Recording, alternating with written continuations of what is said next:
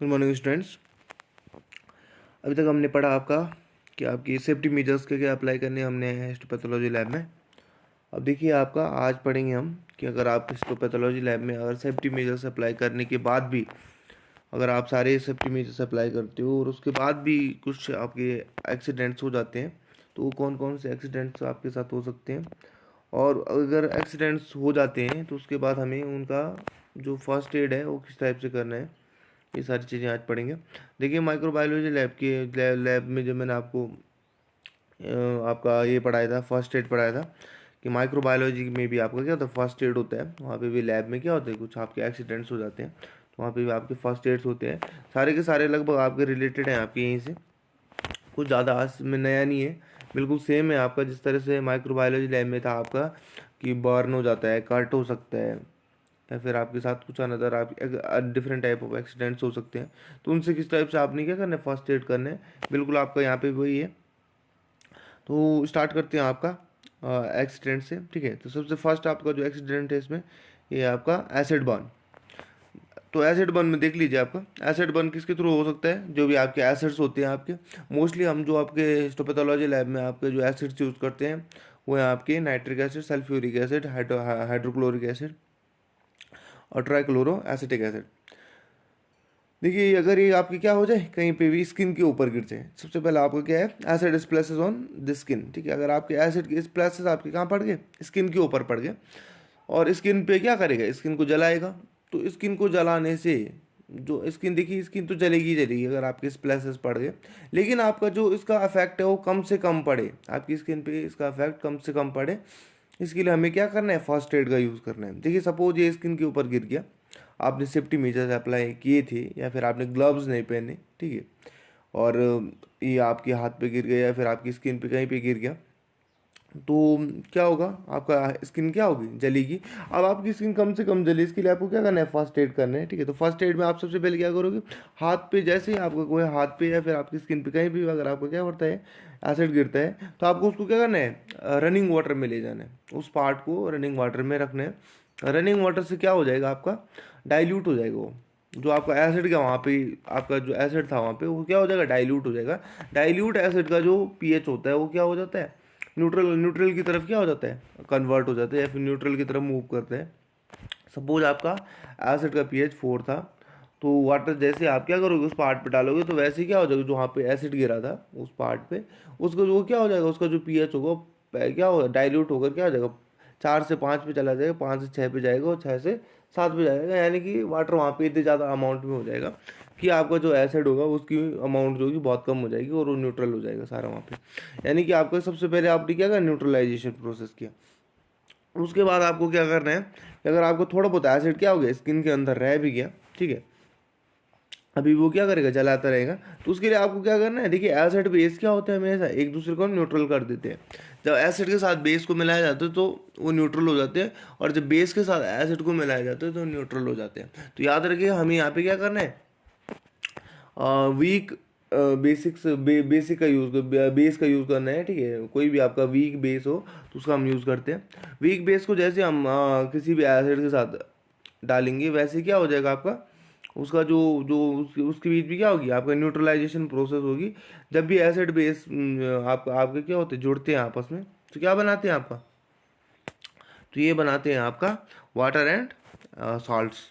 Salt और water बना देंगे जिससे क्या हो जाएगा, वहाँ पे न्यूट्रलाइजेशन प्रोसेस हो जाएगी। तो आपने क्या करना है, वहाँ पे कोई भी आपने एक वीक बेस यूज़ करना है। याद रखिए मैं वीक बेस क्यों बोल रहा हूँ, देखिए वीक बेस इसलिए क्योंकि आपका जो वीक बेस होता है वो क्या होगा, सिर्फ एसिड को न्यूट्रल करेगा, ना कि आपकी स्किन पे कोई इफेक्ट छोड़ेगा। अगर आप स्ट्रॉन्ग बेस यूज़ करते हो तो इस बेस से भी आपका क्या होता है, बेस से भी क्या हो जाएगा, जल जाएगा आपका हाथ। तो आपको वीक बेस यूज़ करना है, ना कि स्ट्रॉन्ग बेस यूज़ करना है। तो ये चीज़ याद रखिएगा। तो आपने क्या करना है, सेकंड प्रोसेस, वाटर के बाद इसको रिपीटेडली वाटर के नीचे रखना है, ठीक है, टैप वाटर के नीचे रखना है। उसके बाद आप इसको 5% एक्वस सोडियम कार्बोनेट से आपको क्या करना है, वहाँ पे क्लीन करना है कॉटन की हेल्प से, ठीक है, कॉटन की हेल्प से वहाँ पे क्लीन करना है। तो ये तो था कहाँ के लिए, स्किन के लिए। अब देख लीजिए सेकंड पॉइंट देख लीजिए, एसिड प्लेसेस इन द आई, आई के अंदर पड़ जाता है, ठीक है। सपोज आपकी क्या आँख के अंदर चला गया, तो आँख क्या होती है, बहुत ही सेंसिटिव एरिया है आपका, ठीक है, बहुत ही सॉफ्ट और सेंसिटिव एरिया है। तो आई को क्या करना है, सबसे पहले आपने क्या करना है, वही आपका डाइल्यूशन प्रोसेस करना है। आँख के अंदर इस प्लस से चलेगी तो आपको क्या करना है, आँख में सीधा वाटर डालना है, ठीक है, आँख में वाटर डालना है, ठीक है। Wash the I immediately with a large quantity of water spread with wash bottle और रबर बल्ब, ठीक है, रबर बल्ब या किसी के थ्रू आप क्या कर सकते हो, आपको आँख में पानी डालना है, ठीक है। अब डायरेक्ट हाथ से डालोगे तो जाएगा नहीं, तो आपको क्या करना है, स्प्रे करना है वहाँ पे। और सेकंड पॉइंट सेकंड क्या करना है आपने, ठीक है, जो आँख की कॉर्नर होती है वहाँ से आपको पानी डालने की कोशिश करना है, क्योंकि आपकी कॉर्नर से क्या होता है, पूरे आँख के अंदर पानी फैल जाता है। तो कॉर्नर से आपकी आई की जो कॉर्नर होती है, ठीक है, नियर द नोज, ठीक है, नोज की साइड से जो कॉर्नर होती है उस तरफ से आपने पानी डालना है, तो सारी आपकी जो आई होगी वहाँ पे क्या हो जाएगा, वाटर चला जाएगा। उसके बाद after washing put 4 drops of 2% aqueous sodium bicarbonate into the eye. याद रखिएगा 2% एक्वस, याद है 2% की जो क्वांटिटी होती है बहुत ही कम होती है, ठीक है। 2% क्वांटिटी यानी कि आप क्या बन रहे हो, 10 ml सॉल्यूशन बना रहे हो, 10 ml सॉल्यूशन में क्या 0.2 ml जो होगा आपका, वो सिर्फ क्या होगा, 0.2 ml होगा आपका, वो आपका हाँ सोडियम कार्बोनेट होगा, बाइकार्बोनेट होगा। सोडियम बाइकार्बोनेट की जो क्वांटिटी होगी वो बहुत कम होगी, ठीक है। ऊपर देख लीजिए मैंने स्क्रीन में क्या बताया, सोडियम कार्बोनेट, यहाँ पे मैंने बताया सोडियम बाइकार्बोनेट। तो सोडियम बाइकार्बोनेट आईज के लिए यूज़ होता है जब आँख के अंदर चला जाता है। सोडियम कार्बोनेट का अगर आप यूज़ करते हो तो आँख को क्या हो सकता है, हार्म हो सकता है, क्योंकि सोडियम कार्बोनेट क्या होता है, हाईली बेसिक होता है, मतलब इतना ज़्यादा वीक बेस होता है, लेकिन आपकी आँख आँख इतनी सॉफ्ट होती है कि उसके लिए हाई बेसिक क्या उसका बेसिसिटी जो होती है वो ज़्यादा होती है, हार्म दे सकती है आँख को। तो इसलिए हम क्या करते हैं, बाइकार्बोनेट का सॉल्यूशन बनाते हैं, और उसका जो सॉल्यूशन बनाते हैं वो बहुत ही डाइल्यूट होता है, बहुत ही ज़्यादा डाइल्यूट, यानी कि 2%, सिर्फ 2% उसमें सोडियम बाइकार्बोनेट है, बाकी उसमें क्या तो वाटर होता है। और उसको क्या करना है, आँख के अंदर डाल देना, वहाँ पे भी क्या होता है, न्यूट्रलाइजेशन प्रोसेस करेगा, एसिड बेस आप आपस में क्या रिएक्शन करेंगे, और जो आपका एसिड का इफेक्ट है वो क्या हो जाएगा, खत्म हो जाएगा। यानी कि जो आँख में क्या होनी थी और ज़्यादा इंजरीज होनी थी, वो इंजरी होने से बच जाती है। Refer the patient to a physician, continue to apply bicarbonate solution to the eye while waiting for the doctor, ठीक है। जब तक आप डॉक्टर के पास उसे पहुंचा नहीं देते तब तक आपने क्या करना है, उसमें ड्रॉप बाय ड्रॉप उसके आंख में क्या करना है, सोडियम बाइकार्बोनेट का सॉल्यूशन डालते रहना, ताकि क्या हो जाए, जो एसिड है उसके आंख में चला गया है वो उससे क्या हो जाए, आप उसकी आंख की जो इंजरी है वो कम से कम हो, ठीक है। फर्स्ट एड का मतलब ही होता है कि जो आपकी एक्सीडेंट्स हो गए उसके थ्रू जो इंजरी होनी है वो कम से कम हो, ठीक है। उसके बाद देख लीजिए स्वालोविंग एसिड, अगर आप क्या करते हो, पिपेटिंग के थ्रू आपका जो एसिड होता है उसको निकल गए, ठीक है, तो अगर आप तो क्या हो जाएगा, मुंह जल जाएगा सबसे पहले, ठीक है, मुंह जलेगा, गला जलेगा, और आपका क्या हो जाएगा, आपका जो स्टमक होगा, स्टमक में क्या हो जाएगा, एसिडिटी हो जाएगी, यानी कि स्टमक में एसिड बढ़ जाने की वजह से क्या हो जाएगा, वहाँ पे भी छाले पड़ने स्टार्ट हो जाएंगे, अल्सर पड़ेंगे।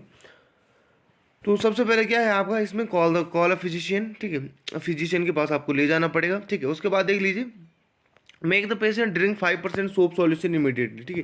सोप देखिए, सोप क्या होता है आपका बेसिक करेक्टर्स आपके कैरी करता है, तो आपकी जो सोप होता है, सोप को हम क्या करें, सोप का हमने क्या करना, 5% सोप सॉल्यूशन बनाना है। Alternatively give him 2 whites of eggs mixed with 500 ml of milk, water और milk. If neither of these is available he should drink ordinary water, ठीक है। साथ में वो क्या पी सकता है, ऑर्डिनरी वाटर भी पी सकता है, अगर उसके पास क्या नहीं, एग नहीं है, ठीक है। एग मिक्सड क्या होता है, एग में भी क्या होता है आपका बेसिक करेक्टर होते हैं, तो एग के जो एग वाइट होता है जो उसमें बेसिक करेक्टर होने की वजह से उसको क्या पिलाया जाता है। लेकिन अगर उस वो भी नहीं है आपका, तो डाइल्यूशन के लिए आप क्या पी सकते हो, बेसिक वाटर पी सकते हो। जैसे आप वो वाटर पियोगे तो वैसे क्या हो जाएगा आपका, आपको जो स्टमक है उसमें क्या हो जाएगा, वाटर की क्वांटिटी बढ़ जाएगी, एसिड की क्वांटिटी क्या हो जाएगा, बहुत डाइल्यूट हो जाएगा। डाइल्यूट हो जाने से उसका पीएच क्या हो जाएगा, थोड़ा हाई हाई चला जाता है, यानी कि अगर 2 या 3 पे था पीएच तो क्या हो जाएगा 6 या 7 पे चला जाएगा, जिससे क्या हो जाएगा, छाले पड़ने कम हो जाएंगी पेट में, यानी कि जो इंजरी थी वो थोड़ी कम हो जाएगी। Make him gargle with the soup solution, ठीक है, साथ में सूप सॉल्यूशन को गार्गल करवाने, ठीक है, गरारे करवाने, जिससे उसके गले में जो भी क्या होता है इफेक्ट पड़ती है, चीक्स एरिया में जो इफेक्ट पड़े हैं वो क्या हो जाते हैं, थोड़ा कम हो जाते हैं। और जो आपकी लिप्स होते हैं उनको क्या करना है, लगातार वाटर से धुलते रहना है, कूला करवाते रहना है, ठीक है। और साथ में आपका सोडियम बाइकार्बोनेट से उसको क्या करना है, कूला करवाना है। सोडियम बाइकार्बोनेट से जो आपका लिप्स होते हैं या इनर चीक्स एरिया होते हैं वो क्या हो जाते हैं, अंदर से न्यूट्रलाइजेशन प्रोसेस वहाँ पे होता रहता है। तो आपने ये सारी चीज़ें क्या करनी है, जब अगर सॉलोविंग हो जाती है एसिड्स की तो ये अप्लाई करनी है।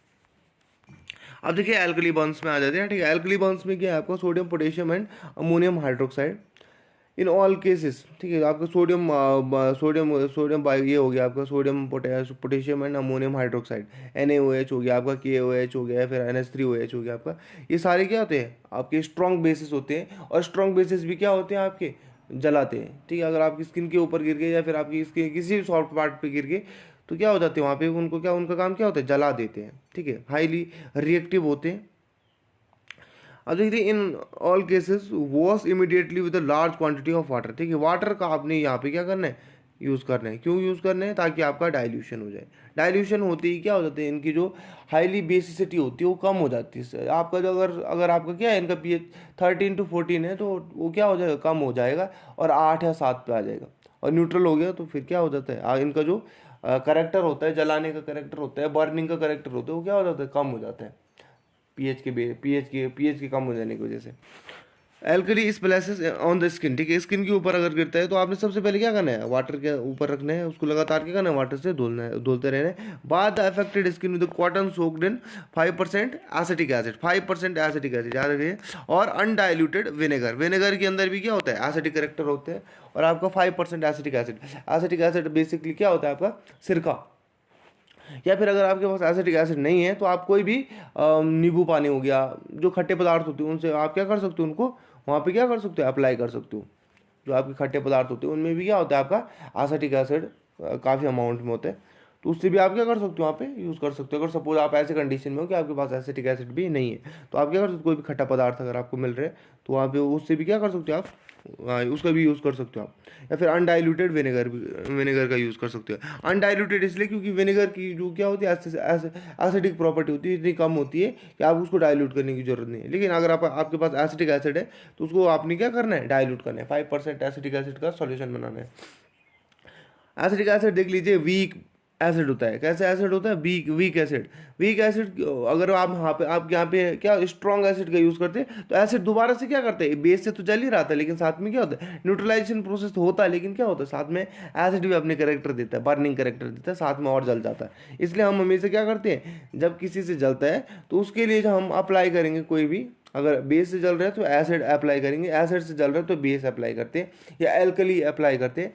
तो जब हम उसको अप्लाई करेंगे, जिस चीज़ को अप्लाई करें वो हमेशा वीक लेते हैं। स्ट्रॉन्ग लेंगे तो उसके भी क्या होंगे, कुछ हार्मफुल करेक्टर हमें फेस करने पड़ेंगे, तो इसलिए हम क्या करते हैं, वीक एसिड का यूज़ करते हैं यहाँ पे। अब एल्कली स्प्लैशेस ऑन आई, ठीक है। आँख के अंदर अगर चला जाता है तो सबसे पहले आपको क्या करना है, आँख को लगातार स्प्रे करना है, वाटर स्प्रे करोगे तो क्या हो जाएगा, वहाँ पे जो आँख के अंदर क्या वाटर चला जाएगा और जिस वजह से डाइल्यूशन प्रोसेस हो जाएगी। सेकेंड आपने क्या करना है, यहाँ पे आप सॉल्यूशन बनाना है आपने बोरिक एसिड का, ठीक है। बोरिक एसिड का सॉल्यूशन बनाना है और उसको आँख के अंदर लगातार डालते रहना। बोरिक एसिड भी क्या होता है आपका, बहुत ही ज़्यादा वीक एसिड होता है, और ये वीक एसिड क्या होते हैं, आँख के लिए हार्मफुल नहीं होते हैं। जो आपका क्या होता है, अगर कोई आपका बेस अगर आँख के अंदर गिर गया, एल्कली गिर गया, तो वहाँ पे क्या करते हैं, न्यूट्रलाइजेशन प्रोसेस कर देते हैं। अब देखिए स्वालोइंग एल्कली, अगर निकल गए एल्कली पिपेटिंग के थ्रू, ठीक है, पिपेटिंग के दौरान क्या हो गया, एल्कली कभी पेट में चला गया तो क्या होगा, बिल्कुल सेम प्रोसेस होगा आपका, इनर चीक्स एरिया भी जल जाएंगे, गला भी जल जाएगा, ठीक है, आपके लिप्स भी जल सकते हैं, और आपका स्टमक में तो खैर आपका क्या होगा, अफेक्ट पड़ेंगे ही, ठीक है। सबसे पहले क्या करना है, वाटर पी सकते हो आप लोग, ठीक है, या फिर आप क्या कर सकते हो, कोई भी खट्टा पदार्थ, ठीक है, कोई भी क्या करते हो, खट्टा पदार्थ क्या कर सकते हो, पी सकते हो। लेमन जूस हो गया आपका, विनेगर हो गया आपका, या फिर 5% सॉल्यूशन ऑफ एसिटिक एसिड भी आप क्या कर सकते हो, पी सकते हो। अगर आपके ये सारी चीज़ें नहीं है आपको तो वाटर भी पिला सकते हो। सबसे पहले आपका थोड़ा बहुत क्या डाइल्यूशन हो जाएगा उससे। Make him gargle with the same acid solution, ठीक है, आपको क्या, आप एसिडिक एसिड से क्या करा सकते हो, उससे गार्गल करा सकते हो। याद रखिए 5% एसिटिक एसिड, आप डायरेक्टली क्या 100% एसिटिक एसिड से नहीं करवाओगे, उससे भी क्या होता है, बर्निंग करेक्टर होते हैं उसके अंदर भी, तो वो भी क्या करेगा, अफेक्ट करेगा वहाँ पे। तो आपने 5% सॉल्यूशन बनाना है उसका। Give him 3 or 4 glasses of ordinary water, if the lips and tongue are burned by alkali, rinse through with water, bath with 5% acetic acid. ठीक है, आपने क्या करना, उसको धुलते रहना है एसिटिक एसिड, और वो आपका साथ में वाटर से क्या करना है, लगातार उसको धुलते रहना है ताकि वहाँ पे डाइल्यूशन हो जाए और साथ में आपका न्यूट्रलाइजेशन प्रोसेस भी होता रहे। अब आ जाते हैं पॉइजनिंग में। ठीक है, जैसे टॉक्सिक गैसेस हो गया आपकी, जैसे क्लोरोफॉर्म हो गया। क्लोरोफॉर्म वाटर के एयर के कॉन्टेक्ट में आती है, क्या कर देते हैं, आपका फॉस्जीन गैस बना देते हैं, जो कि बहुत ही पॉइजनस होती है। अगर ज़्यादा आपकी बॉडी में चलेगी तो डेथ के चांसेस हो जाते हैं। Accidental solving while pipetting a poisonous solution, और आपका टॉक्सिक वेपर अगर आपने इनहेल कर दी, जैसे क्लोरोफॉर्म हो गया। क्लोरोफॉर्म भी क्या होता है, निश्चेतक होते हैं, आदमी को क्या करते हैं, बेहोश कर देते हैं। तो आपका ये भी क्या कर देते हैं, यहाँ पे टॉक्सिकनेस होती है क्लोरोफॉर्म के अंदर। अब देखिए इन ऑल केसेस, देखिए आप इनमें क्या होता है, फर्स्ट एड नहीं हो पाता है। पॉइजनिंग में कभी क्या नहीं, फर्स्ट एड नहीं हो पाता है, तो हमें डायरेक्ट क्या करना पड़ता है, सीधे आपका जो मेन आपका वैक्सीनेशन या फिर आप किसी भी मेडिसिन के लिए उसको फिजिशियन के पास जल्दी से जल्दी पहुंचाना पड़ता है। तो देख लीजिए, सेंड फॉर अ फिजिशियन और qualified nurse specifying the toxic substance involved, place the victim in the open air while waiting for the physician. देखिए आपको वहाँ पे क्या होता है, जो आपका विक्टिम है, यानी कि जिसने आपने क्या कर दिया, वेपर ये कर दी, इनहेल कर दी, तो उसको क्या है ना, ओपन आपका खुले वातावरण में ले जाना है, ताकि उसको क्या ऑक्सीजन जो अच्छे अमाउंट में मिल पाए। ठीक है, क्योंकि सांस लेने में सबसे पहले प्रॉब्लम आती है, क्योंकि सबसे पहले क्या होता है, आपकी जो लंग्स की जो मसल्स होती हैं वो क्या हो जाती हैं, वहाँ मसल्स जो लंग्स की मसल्स होती है या फिर आपकी कार्डियक मसल्स होती है, उन पे अफेक्ट पड़ने स्टार्ट हो जाते हैं, जिस वजह से क्या हो जाता है, आपकी जो मसल्स होती हैं वो क्या काम करना बंद कर देती हैं, या फिर आप ये समझ लीजिए कि फटीग हो जाती है मसल्स, उनकी वजह से वो जो मसल्स की जो आपकी फिजियोलॉजी होती है उनको क्या कर देती है, आपका बिगाड़ देती है। तो और उसके बाद आपने क्या करना है, याद रखिएगा, जिस टॉक्सिक को उसने इनहेल किया है या फिर swallowing किया है, कोई भी आपका पॉइजनस सब्सटेंस, उसको आपने कैरी करना है अपने साथ। कैरी इसलिए करना है ताकि आप डॉक्टर को बता पाओ कि इसने ये खाया है, ताकि वो एंटीडोट जल्दी से जल्दी क्या कर पाए, ढूंढ पाए उसका। अगर उसको पता ही नहीं होगा कि इसने कौन सा टॉक्सिक लिया है, तो फिर उसको चेकअप करने में बहुत लंबा टाइम चला जाता है। तो आपने क्या उस सब्सटेंस को क्या करना है, अपने साथ रखना है, ताकि डॉक्टर को क्या हो जाए, थोड़ा इजीनेस हो जाए। अब देख लिए, बर्न कॉज बाय हीट। ठीक है, दो टाइप का आपका यहाँ पे हीट है। ठीक है, एक होता है आपका सीवियर बर्न और दूसरा होता है आपका माइनर बर्न। ठीक है, सीवियर बर्न क्या होता है, जहाँ पे आपकी बॉडी क्या होती है, बहुत ज़्यादा एरिया, स्किन एरिया जल जाता है। ठीक है, वाटर के बॉयल वाटर के थ्रू जल सकता है, या फिर आपका क्या हो सकता है, आपकी फायर के थ्रू जल सकता है। और माइनर बर्न क्या होते हैं, बहुत ही कम, छोटा छोटा क्या होता है, जो किसी ग्लासवेयर के गर्म होने की वजह से क्या होता है, जल जाता है। जैसे माइक्रोबायोलॉजी लैब में क्या होता है, ऑटोक्लेव की, जब ऑटोक्लेव क्या होता है, बहुत हॉट होता है, फिर हॉट एयर ओवन में क्या हो जाता है, कभी कभी हाथ जल जाते हैं, तो वो क्या होता है, माइनर बर्न होते हैं। ठीक है, तो वो माइनर बर्न को आप क्या कर सकते हो, खुद ब खुद लैब में क्या कर सकते हो, आपका ये कर सकते हो, फर्स्ट एड दे सकते हो उसके लिए। सीवियर बर्न में क्या होता है, सीवियर बर्न में आपको उसको हॉस्पिटलाइज कराना पड़ता है, क्योंकि सीवियर बर्न में बहुत ज़्यादा स्किन एरिया जल जाता है, तो उसके लिए क्या हॉस्पिटलाइज कराने की जरूरत पड़ जाती है। तो देख लीजिए, सीवियर बर्न के अंदर the victim is on fire if splashed with burning ether or either ether और अदर इन्फ्लेमेबल, ये गलत दिखा है। ठीक है, इसको देख लीजिएगा। ठीक है, other inflammable solvent, roll him in a blanket और overall to smother the flames. ठीक है, देख लीजिए आपको इसमें क्या करना है आपको। ठीक है, जब भी कोई आदमी जलता है तो आपने देखा होगा उसको क्या करते हैं, कंबल से लपेट देते हैं। कंबल से इसलिए लपेट देते हैं ताकि उसको एयर ना लगे। ठीक है, एयर लगने से क्या होता है, माइक्रो ऑर्गेनिज्म क्या कर देते हैं, वहाँ पे इन्फेक्शन स्टार्ट कर देते हैं जहाँ पे जला हुआ होता है, और फिर वहाँ पे क्या हो जाता है, इन्फेक्शन हो जाने की वजह से उसका जो हीलिंग होती है वो बहुत मुश्किल हो जाती है। इसलिए उसको क्या करते हैं, रोल कर देते हैं। साथ में वहाँ पे क्या होता है, जो ऑक्सीजन होती है उसका जो अमाउंट हो जाता है वो कम हो जाता है, जिस वजह से क्या होती है, जो भी आपकी जो अगर वहाँ पे बर्न हो रहा है, थोड़ा बहुत जल रहा है, तो वो क्या हो जाता है, वो जो वहाँ पे हीट होती है वो थोड़ी क्या हो जाती है, कम हो जाती है। या फिर जो अगर उसके आग लगी हुई है तो वो बुझ जाती है, due to displacement of oxygen का डिस्प्लेसमेंट हो जाता है, जिस वजह से वो बुझ जाती है। इन्फॉर्म द फिजिशियन और duty immediately, physician on duty immediately, lay the victim on the ground, do not remove his clothing, ठीक है, अपने उसके कपड़े नहीं उतारने। Cover him, he is cold, ठीक है, उसको क्या ठंड लग जाएगी, ठीक है, क्या करना है, कवर करना है ताकि उसे ठंड ना लगे, ठीक है। ठंड लगने से सीधे सीधे मतलब आप ये समझ लीजिए कि आपका क्या होना चाहिए, कोई भी माइक्रो ऑर्गेनिज्म उस पर अटैक ना कर पाए, क्योंकि जले हुए कटे हुए इन पॉइंट्स पे क्या होता है, जब तक आप एंटीसेप्टिक अप्लाई करते हो तब तक क्या हो जाता है, बहुत सारे माइक्रो ऑर्गेनिज्म वहाँ पे क्या कर देते हैं, इन्फेक्शन करना स्टार्ट कर देते हैं, जिससे हीलिंग में बहुत प्रॉब्लम आ जाती है आगे। इसलिए आपको क्या करना है, उसको कवर करके रखना है। Do not apply any ointment to the burn, this must be left to the physician. आपने किसी टाइप का ऑइंटमेंट यूज़ नहीं करना है, जो अगर बर्न हो जाए आपको क्या करना है, फिजिशियन के ऊपर सारा छोड़ देना है। फिजिशियन खुद ब खुद क्या कर सकते हैं, आप क्या क्या क्या करेगा, आपको दवाइयाँ या मेडिकेशन खुद ब खुद कर लेगा। अब देख लीजिए आपका माइनर बर्न में, plunge the affected part into cold water और ice water to soothe the pain. देख लीजिए आपका इसमें क्या है, आपको ठंडे पानी में आपका हाथ डाल देना है, ठीक है। ठंडे पानी में हाथ डालने से क्या हो जाएगा, जो एरिया था गर्म हो गया था एरिया, वो क्या हो जाता है, एकदम ठंडा हो जाता है, ठीक है। उसके बाद आपको क्या करना है, अप्लाई द मर्क्यूरोक्रोम और एक्रीफ्लेविन ऑइंटमेंट टू द बर्न, ठीक है। देखिए आपका जो मर्क्यूरोक्रोम होता है वो क्या होता है, आपका एक एंटीसेप्टिक के तौर पे हम यूज़ करते हैं, या फिर आपका डिसइंफेक्टेंट की तरह भी यूज़ करते हैं आपका, या फिर आपका एक्रीफ्लेविन आपका जो होता है वो क्या होता है, आपका एंटीसेप्टिक होता है। उसको हम बर्न पे लगा देंगे तो क्या हो जाएगा, वहाँ पे जो इन्फेक्शन होने वो क्या हो जाएगा, इन्फेक्शन नहीं होंगे, और हीलिंग भी क्या हो जाती है, थोड़ा स्पीड अप हो जाती है।